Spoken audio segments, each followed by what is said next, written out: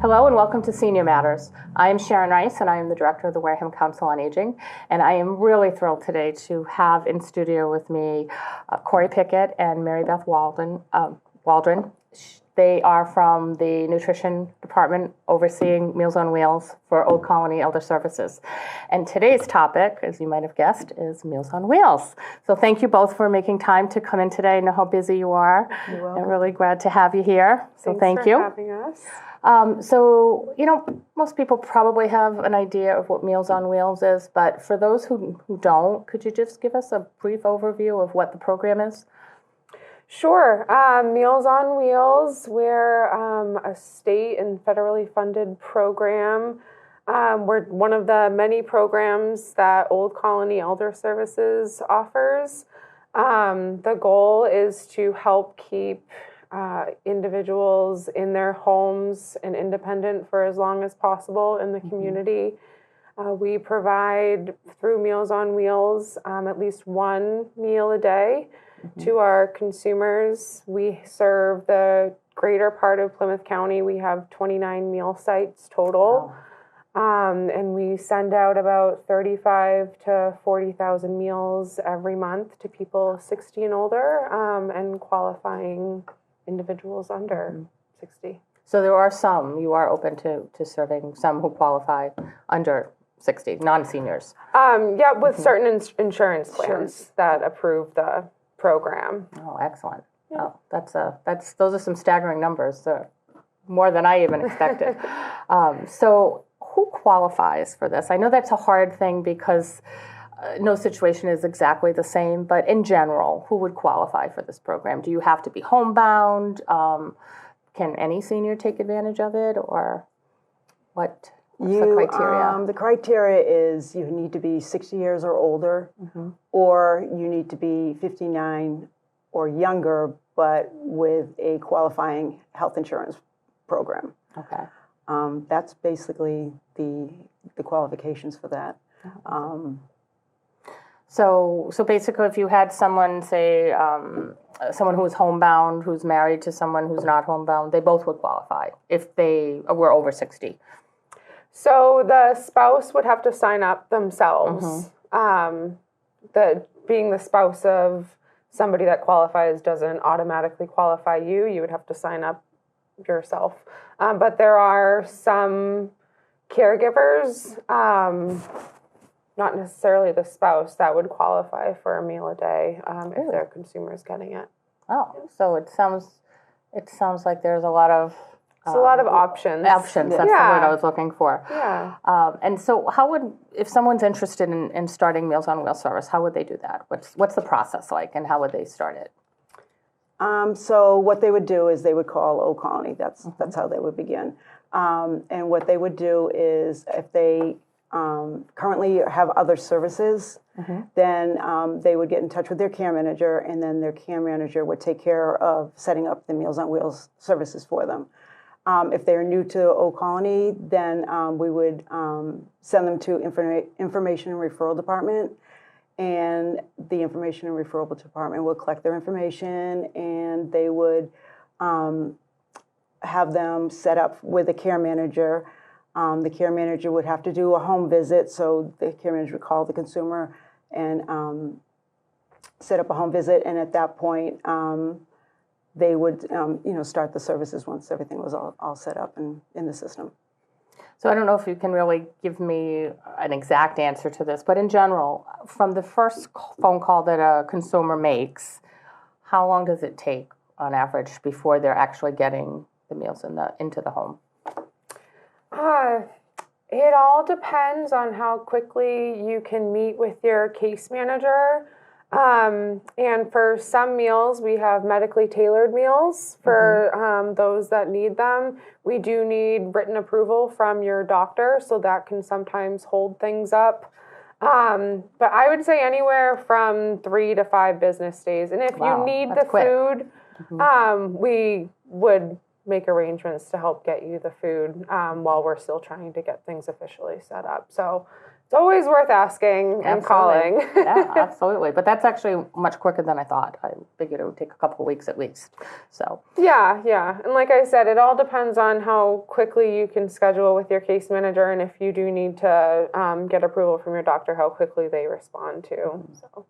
So you'd mentioned kind of specialized meals, specialized diets that people need to follow, cardiac, diabetes, I would imagine gluten-free. I mean, and even some folks now, there's a lot of people who are like vegan or whatever. Do you offer tailored meals for all of these kinds of dietary needs, or? So right now we offer medically tailored meals for cardiac, renal, low lactose, and then we are able to offer chopped, ground, and pureed meals. Oh, wow. Yeah. We're also able to offer kosher meals. We're not able to accommodate many allergies right now because our kitchen just doesn't have that capacity to manage a lot of the major allergies. Yeah. I know here in Wareham we have probably about 150 people in the program, the last I knew anyway. And so the option of different meals for that many people could be a wide variety. So I can see where that would be a challenge to kind of try to meet everybody's needs. But still, that's a lot of different options that you offer. So now, is there a fee for this? Is there a cost No, to the consumer? No fee for the consumer. But we do give out donation envelopes, and it is a suggested donation, but it is not required by any means. Oh, wow, that's pretty impressive. Yeah. That's excellent. Talk about frequency. How often would the average person get meals? Majority of our meal sites, Wareham specifically, we do deliveries Monday through Friday. And you can get either one meal a day. We can kind of set up the schedule however people want. You can get a couple meals a day, just a delivery one day a week. We can be fairly flexible with the deliveries. And so do you give like extra on a Friday to kind of cover people through the weekend if they so choose? If they request it, yep, we can do that. Oh. And am I right that somebody has to be home to accept the meals? Is that right? Yes. And what's the thinking behind that? The reason why is it's a safety reason. The consumer needs to be home because we do a wellness check. That's a big part of our program is delivering the meals and making sure the consumer is safe and okay. And then if they don't happen to be home that day, we will check on them later on in the afternoon just to make sure that they're okay. But it is important. Yeah, absolutely.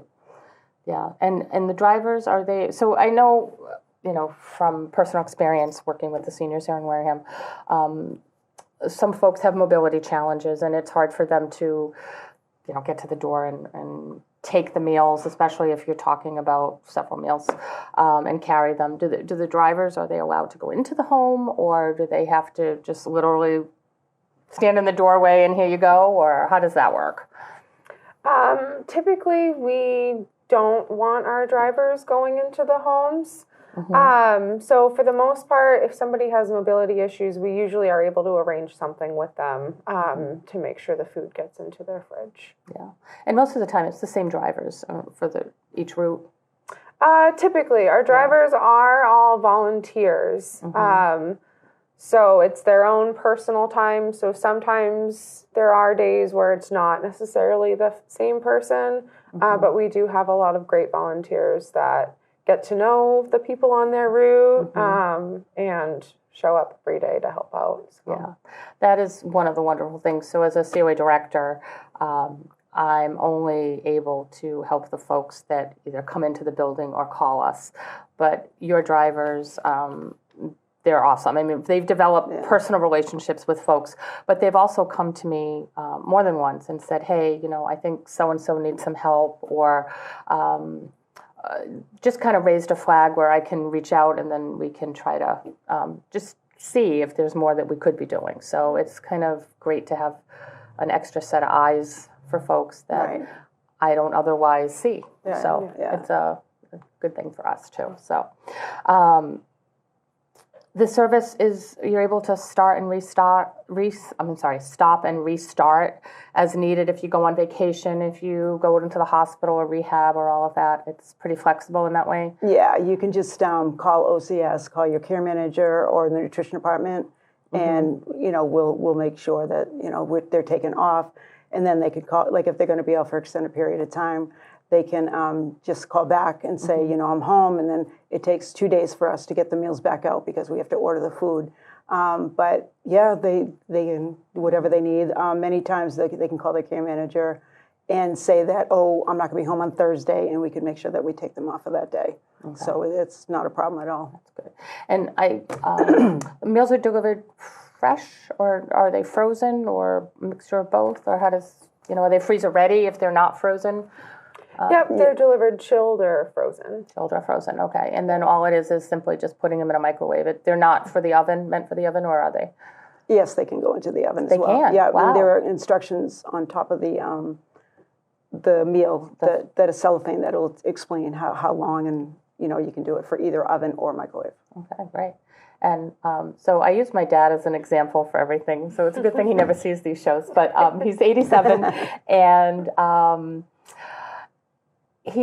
there's certain things, he's very particular about his food, right? Like, don't give me salmon, never give me salmon. It's an aversion that he's, do folks have a way to say something like that if there's something that they really hate, so that they never end up with that in their freezer? Or is it pretty standard, everybody gets the same food, just some don't have salt and some don't have, some might be pureed or whatever? You can certainly let us know if you don't like a specific type of food. We can't guarantee that we'll be able to substitute it, just because we are sending out so many meals every day, and we only have one meal site manager managing the meals. So, but they do their best when we do get those requests, but we can't guarantee anything. Yeah. Well, it totally makes sense. I just I had to ask for his behalf because, God forbid he gets salmon. So. Yeah, right. I know. No, it's difficult, but it's just, she's only given certain meals on that day, and it's what she's given is what we can give out. Right. Absolutely. So. Is there anything we didn't talk about you think that viewers would like to know? I'm betting that most folks didn't realize that you could kind of specialize your diet, because many people do, especially as they get older, have the restrictions. But are there other things you think people might not know that they should? Always call. There are a lot of different programs in addition to Meals on Wheels that OCES offers. You can always call. There's a lot of things that people don't realize that we can help with. Whether you're 60 or older or younger, we have plenty of resources to offer. So we always encourage people to call if they have any questions or need help with anything. Yes, I agree. It would be very hard to do my job without, it would be impossible to do my job without Old Colony. That's absolutely true. So thank you both very much. Great to have you here. For our viewers at home, if you need to call Old Colony directly, you can do that at 508-584-1561, and you can ask for the information and referral office if you have not, if you're not currently receiving services from Old Colony. And if you are, you can just speak directly to your case manager about starting a Meals on Wheels service. So. Or you can always obviously call the COA at 508-291-3130, and we can get you put in touch. So as always, thank you for tuning in, and we'll see you next month with another topic. So thank you, ladies, for coming in. Appreciate it. Thank you. Take care.